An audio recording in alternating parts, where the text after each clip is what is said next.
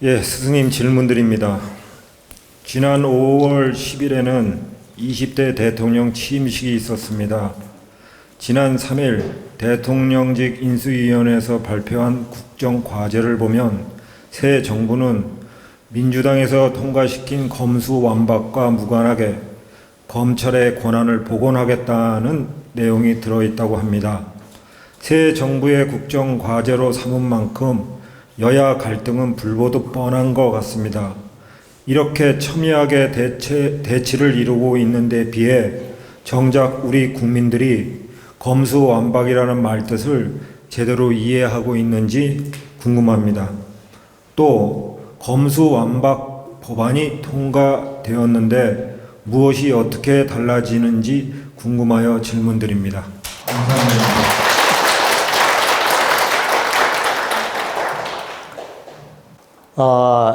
이제 정식으로 새로운 정부가 들어섰습니다. 새로운 정부가 들어섰기 때문에 제가 새로운 정부에 부담되는 말은 최대한 자제하고 안 하고 싶습니다. 그러나 우리 국민들이 알 건 또 알아야 되고 새 정부도 알 건 알아야 되기 때문에 국민을 위하는 마음으로 제가 말씀드리는 것이기 때문에 여당 관심 있는 사람이나 야당 관심 있는 사람이나 절대 편견지심 갖지 마시고 객관적으로 들어주시면 감사하겠습니다. 저는 법문을 할 때 여야에 편들어서 말씀드리는 게 아닙니다. 항상 바르고 정확하고 정직하게 말하고자 노력하는 것입니다. 그렇기 때문에 여당 편에서 들으면서 부담을 갖고 야당 편에서 들으면서 부담을 갖지 말라는 뜻입니다. 그냥 여야 관계없이 냉철한 분별로서 들어주십사 당부를 하는 것입니다. 지금 현재의 검수완박을 무리하게 통과시키고 그 문제로 여야가 대치를 하고 있고 우리 국민들도 찬반 양론으로 나누어지고 있습니다. 그런데 이제 뉴스에서 보셨다시피 검수완박법은 통과가 됐지만 여당이 지금 이제 현재 여당입니다. 현재 여당이 신정부가 이걸 원만하게 받아들일 것이냐 여러분은 많이 의심을 할 것입니다. 설령 국회 법안이 통과했더라도 한 50%는 형식적으로 받아들입니다. 그리고 50%는 원래 검사의 그 권력을 유지하면서 진행을 해 갈 것입니다. 제가 답부터 먼저 말씀을 드리는 겁니다. 국회 법안이 일단은 통과됐기 때문에 완전히 무시할 수 없기 때문에 50%는 참고하고 50%는 원래 검사 권력을 그대로 유지해 나가도록 법안을 수정하고 어떤 편법을 써서라도 권력의 위세를 그러니까 검사의 위세를 과거대로 이끌어가려고 할 것이다. 근데 왜 50%는 받아들이느냐? 안 받아들이면 국민들이 많이 들고 일어나고 야당이 많이 들고 일어나서 다른 행정을 원만하게 펼칠 수 없는 문제가 생기기 때문에 50%는 참고하고 들어주는 척 한다는 뜻입니다. 내면적 권력은 70% 과거대로 유지를 해요. 내면적 권력은. 근데 겉으로 보기에는 50%를 들어주는 척 한다 이 뜻입니다. 근데 이제 여러분들이 꼭 알아야 될 건 검수완박법이 어떤 분들은 맞다. 그러니까 현재 검사의 권력이나 힘이 너무 편중되어 있기 때문에 검수완박식으로 검찰 수사권을 완전히 박탈하는 게 맞다고 생각하는 국민도 있고 이것은 옳지 않다.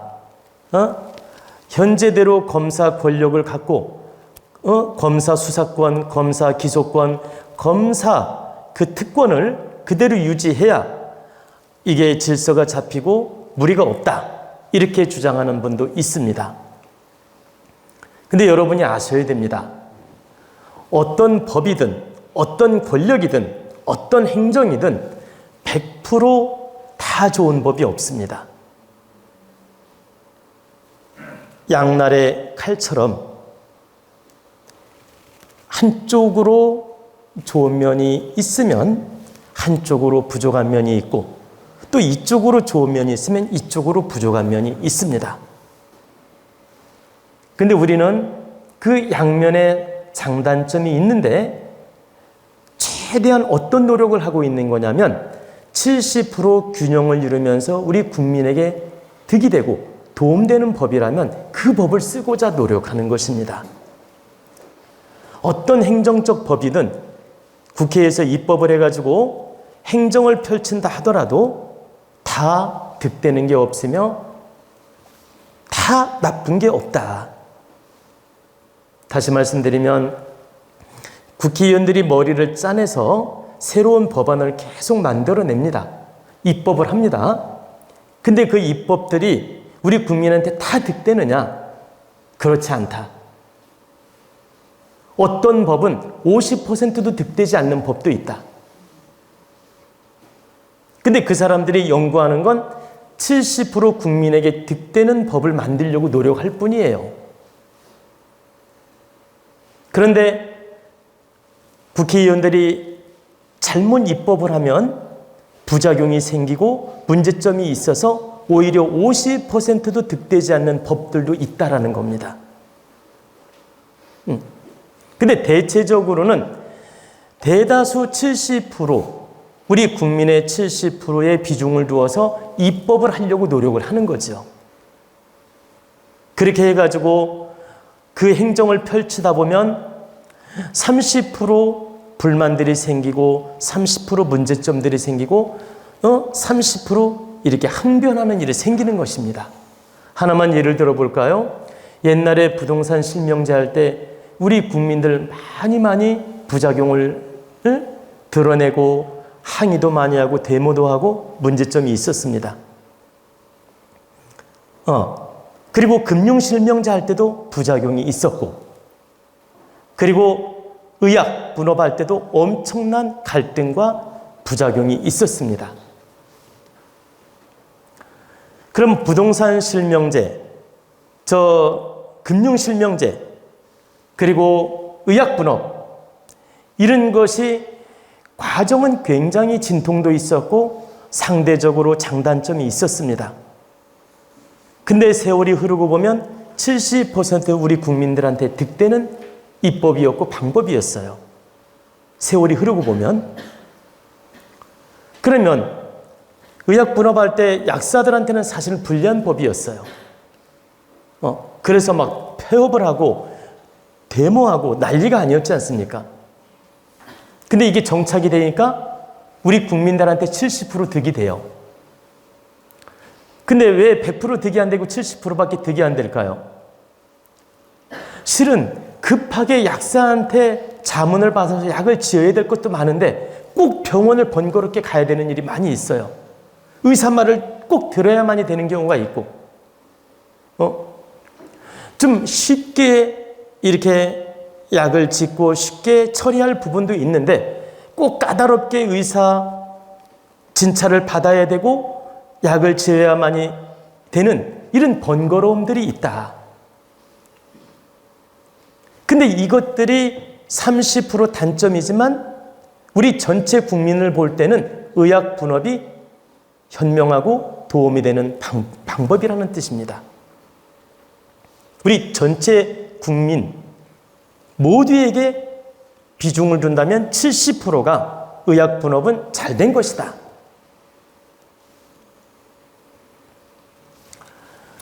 제가 이 말씀을 먼저 드리는 이유가 있습니다. 지금 검수완박법을 만들어가지고 이렇게 우리 국민들이 찬반양론으로 대치를 하는데 실제는 이 검수완박이 아니라 검수완수법을 만들어서 반드시 이 행정적으로 입법을 해야 됩니다. 그러면 검사 수사권 완전 박탈이 아니고 검사 수사권을 완전히 수정할 필요는 있다. 검수완수가 검사 수사권을 완전히 수정해야 된다, 이런 뜻입니다. 완박이 아니고 완전히 박탈하는 게 아니라 수정할 필요가 있다.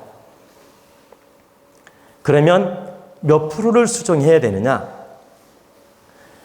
1차적으로 30%를 수정해야 됩니다.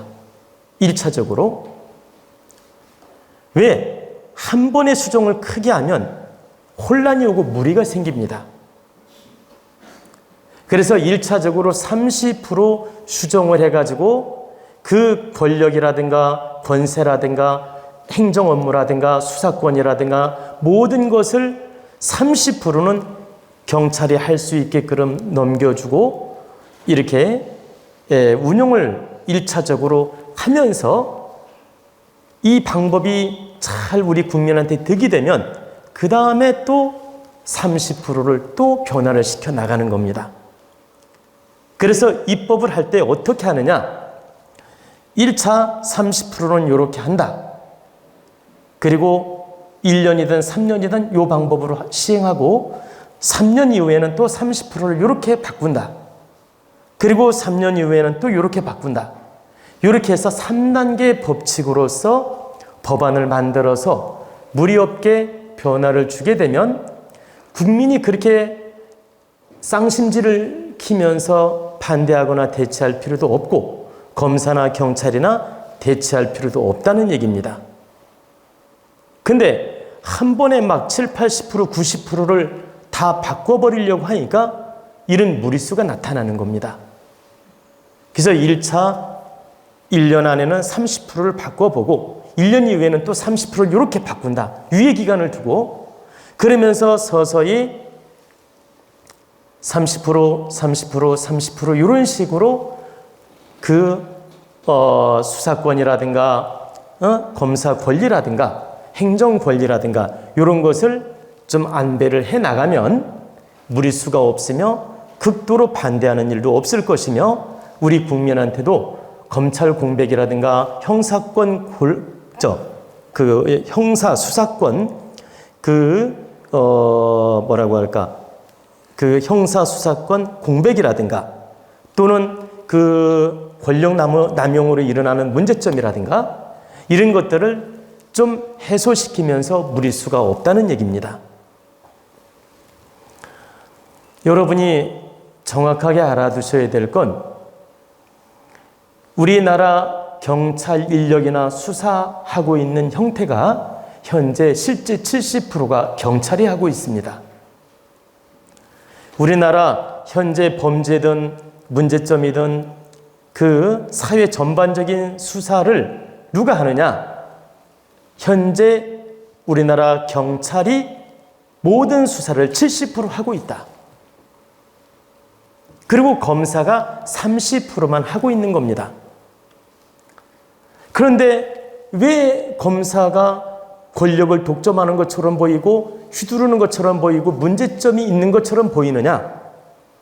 수사는 실제 30%밖에 안 하는데 막강한 권력을 가지고 있기 때문이에요.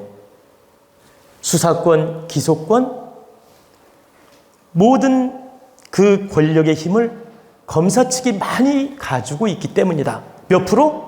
70% 검사 쪽이 그 수사의 권력과 힘을 가지고 있습니다.